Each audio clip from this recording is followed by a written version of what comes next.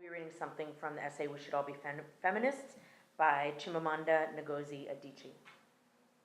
What struck me with her and with many other female American friends I have is how invested they are in being liked. How they've been raised to believe that their being likable is very important, and that this likable trait is a specific thing. And that specific thing does not include showing anger, or being aggressive, or disagreeing too loudly. We spend too much time teaching girls to worry about what boys think of them. But the reverse is not the case. We don't teach boys to care about being likable. We spend too much time telling girls that they cannot be angry or aggressive or tough, which is bad enough, but then we turn around and either praise or excuse men for the same reason. All over the world, there are so many magazine articles and books telling women what to do, how to be, how not to be, in order to attract or please men.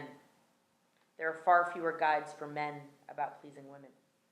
My name is Dominic Santana, and I am the Director of Special Events here at PrEP. I wanted to share a part of an essay known as We Should All Be Feminists, written by Chimamanda Ngozi Adichie. Some people ask, why the word feminist? Why not just say you are a believer in human rights or something like that? Because that would be dishonest.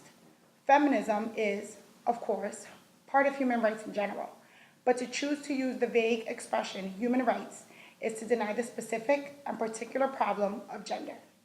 It would be a way of pretending that it was not women who have, for centuries, been excluded. It would be a way of denying that the problem of gender targets women. That the problem was not about being human, but specifically about being a female human.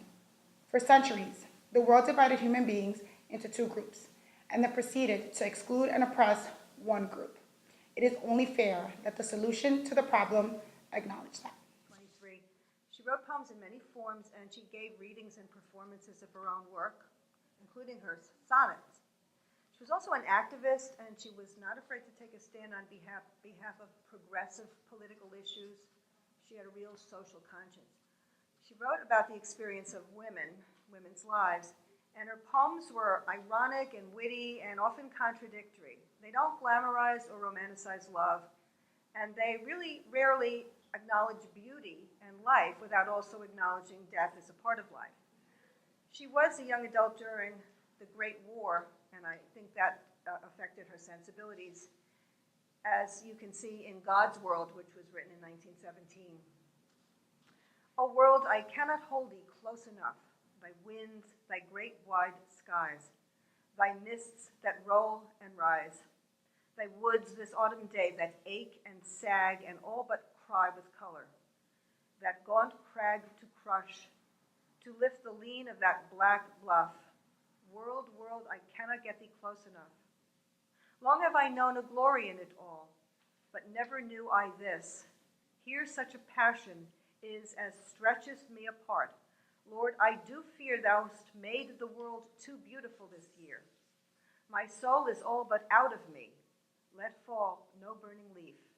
Prithee, let no bird call. Thank you. Hi, my name's Terri Laguna. I'd like to read you a quote that I incorporated into a political campaign in 2005. That was a successful campaign, but it was after failing 3 times to win a citywide election. Originally, I thought the quote was from Nelson Mandela, but I later learned it's from a book called Return to Love by Marianne Williamson. It goes like this. Our deepest fear is not that we are inadequate. Our deepest fear is that we are powerful beyond measure. It is our light, not our darkness, that most frightens us. We ask ourselves, who am I to be brilliant, gorgeous, talented, fabulous? Actually, who are you not to be? You're a child of God. Your playing small does not serve the world. There is nothing enlightened about shrinking so that other people won't feel insecure about you. We are all meant to shine, as children do. We were born to make manifest the glory of God that is within us. It is not just in some of us, it's in everyone.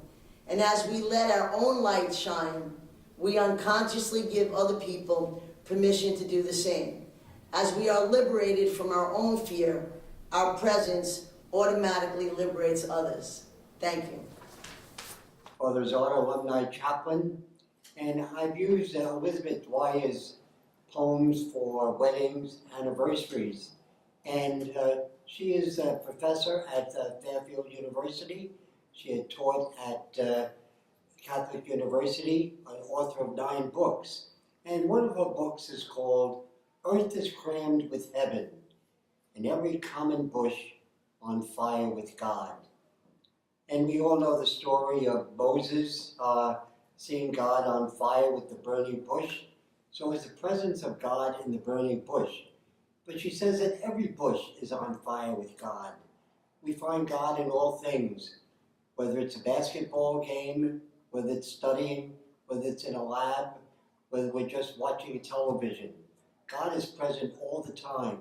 So earth is crammed with heaven, and every common bush, everything alive with God's presence. Jesuit spirituality, Ignatian, what we try to live. So thank you. Good afternoon. I'm Senior Stephen Ferralis from Clifton, and today I'll be presenting on Alfonsina Storni.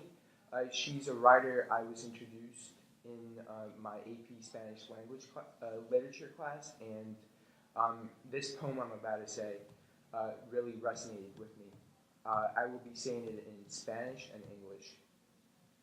Beso ancestral. Tú me dijiste no lloró mi padre. Tú me dijiste no lloró mi abuelo. No han llorado los hombres de mi raza. Eran de acero. Así, diciendo de broto una lágrima y me cayó en la boca más veneno. Yo no he bebido nunca en otro vaso así pequeño. Débil mujer, pobre mujer, que entiende dolor de siglos conocí al beberlo. Oh, el alma mía soportar no puede todo su peso. Ancestral burden. You told me my father never cried. You told me my grandfather never cried. The men of my family never cried. They were steel. While you spoke, a tear welled up and fell to my mouth, the most venom I've ever drunk from a cup so small. Frail woman, poor woman, who understands the pain of centuries I tasted in that drink. Oh, this soul of mine can't bear all your burden. Hi, I'm Lakash Hoskins, and I'm a senior. The literary piece I will be reading today is Lady Lazarus by Sylvia Plath. Sylvia Plath is one of my favorite authors of all time, and I have a personal relationship with her. I got into her writings and poetry during my first 2 years of high school. I have done it again. 1 year in every 10 I manage it. A sort of walking miracle. My skin bright as a Nazi lampshade. My right foot a paperweight. My face a featureless fine Jew linen. Peel off the napkin, oh enemy. Do I terrify? The nose, the eye pits, the full set of teeth, the sour breath will vanish in a day. Soon, soon the flesh, the grave cave will be home on me. And I, a smiling woman. I'm only 30, and like the cat, I have 9 times to die. This is number 3. What a trash to annihilate each decade. What a million filaments. The peanut-crunching crowd shoves in to see me, unwrap me hand and foot, the big strip tease. Gentlemen, ladies, these are my hands, my knees. I may be skin and bone. Nevertheless, I am the same identical woman. The first time it happened, it was an accident, and I was 10. The second time, I meant to last it out and not come back. I rocked shut as a seashell. They had to call and pick the worms off me like sticky pearls. Dying is an art, and like everything else, I do it exceptionally well. I do it so it feels like hell. I do it so it feels real. I guess you could say I have a call. It's easy enough to do it in cell. It's easy enough to do it in St. Put. It's a theatrical comeback in broad daylight to the same face, to the same brute, amused shout. A miracle that knocks me out. There's a charge for the eyeing of my scars. There is a charge for the hearing of my heart. It really goes. And there's a charge, a very large charge, for a word, a touch, a bit of blood. Or a piece of my hair or my clothes. So, hair doctor, so, hair enemy. I'm your opus, your valuable. The pure gold baby that melts to a shriek. I turn and burn. Do not think I underestimate your great concern. Ash and ash you poke and stir. Flesh and bone. There's nothing there. A cake of soap, a wedding ring, a gold filling. Ere God, ere Lucifer, beware, beware. Out of the ash I rise with my red hair, and I eat men like the air. Hi, I'm Kate Willis Magnus. I'm the Director of Annual Giving for PrEP, and I chose Eleanor Roosevelt. And if I could only use one word to describe her, it would be involved. She was engaged in so many important issues of her time. She championed civil rights and women's rights, human rights. But what I like most about her, aside from her being a fundraiser for an old boys school, was that she was pragmatic in her life's work, just using common sense and heartfelt values. Listen to these 11 chapter titles of her book called You Learn by Living, 11 Keys for a More Fulfilling Life. So chapter 1, Learning to Learn. Fear, the great enemy. The uses of time. The difficult art of maturity. Readjustment is endless. Learning to be useful. The right to be an individual. How to get the best out of people.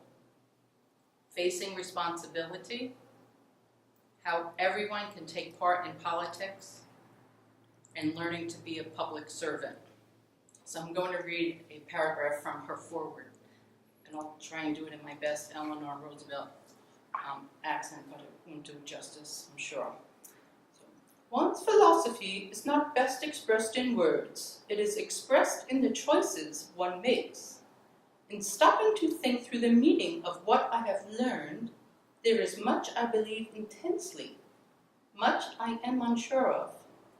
But this, at last, I believe with all my heart, that in the long run, we shape our lives and we shape ourselves. The process never ends until we die, and the choices we make are ultimately our own responsibility. And in honor of Women's History Month, I'll leave you with my favorite Eleanor Roosevelt quote, that a woman is like a tea bag. You can't tell how strong she is until you put her in hot water. The end. Father John Mullen, Guidance Department. This is called St. Teresa's bookmark. St. Teresa of Avila, 16th century saint, mystic. She was a contemporary of St. Ignatius Loyola. Let nothing disturb you, nothing frighten you. All things are passing. God never changes. Patient endurance attains to all things. Whoever possesses God is wanting in nothing. God alone suffices. Thank you. Hello, my name is Balkis Dallam, and I am a member of the Guidance Department. And I will be reading actually a prayer to Joan of Arc. Joan of Arc is a huge force in my life.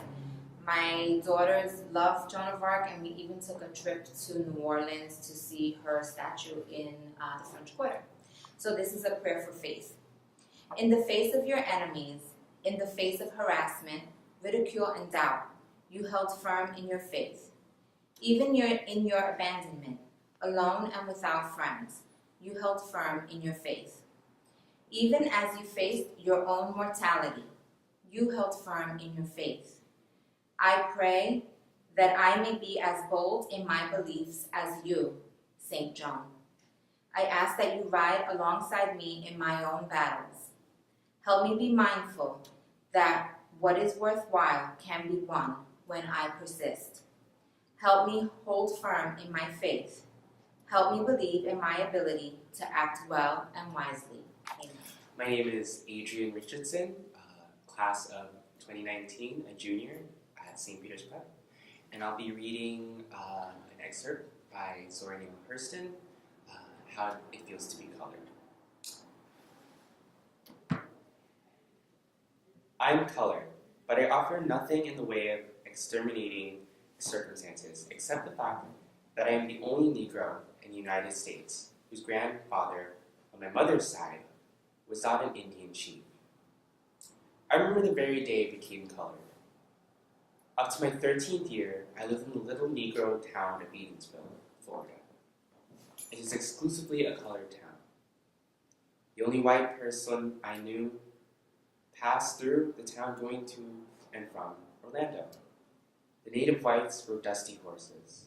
The northern tourists took down the sandy village road into automobiles. The town knew the Southerners and never stopped, cane chewing when they passed. But the Northerners were something else again. They were peered at cautiously from behind curtains by the timid. The more venturesome would come out to the porch to watch them go past, and got just as much pleasure out of the tourists as the tourists got out of the village. The front porch might seem like a daring place for the rest of the town, but it was a gallery scene for me. My favorite place was the top of the gatepost. Proscenium box from a born night first night. But not only did I enjoy the show, but I didn't mind the actors, knowing that I liked it. I usually spoke to them in passing. I'd wave to them as they were returning my salute. I would say something like this: "Howdy do, I will thank you. Where are you going?" Usually automobile or the horse paws at this. And after a queer exchange of compliments, I would probably go a piece of the way with them, as we say in the farthest Florida. If one of my family happened to come on the front porch time to see me, of course, negotiations would be rudely broken off. But even so, it is clear that I was the first welcome to our state of Florida. And I hope the Miami Chamber of Commerce will please take notice. During this period, white people differed from colored. To me, the only way that they rode through town and never lived there. They liked to hear me speak pieces and sing wanted to see the dance and praise me Allah and gave me generously of their small silver for doing these things, which seemed strange to me. I wanted to do them so much that I needed a riddling to stop. Only they didn't know it. The colored people gave me no dimes. They deplored any joyful tendencies in me. But I was their Zora nonetheless. I belonged to them. To nearby hotels, to the country, everybody's Zora. This is Ms. Singleton, who is the Director of Faculty Formation here at St. Peter's Prep. And this year is the 50th anniversary of the assassination of Robert Kennedy, who was the brother of our President John F. Kennedy. And so the poem that I'm reading is by Nikki Giovanni, and it is entitled A Poem on the Assassination of Robert F. Kennedy. Trees are never felled in summer, not when the fruit is yet to be born, never before the promise is fulfilled, not when their cooling shade has yet to comfort. Yet there are those unheeding of nature, indifferent to ecology, ignorant of need, who, with axe sharpened and saw, wood in boots, step forth damaging. Not the tree, for it falls, but those who would, in summer's heat or winter's cold, contemplate the beauty.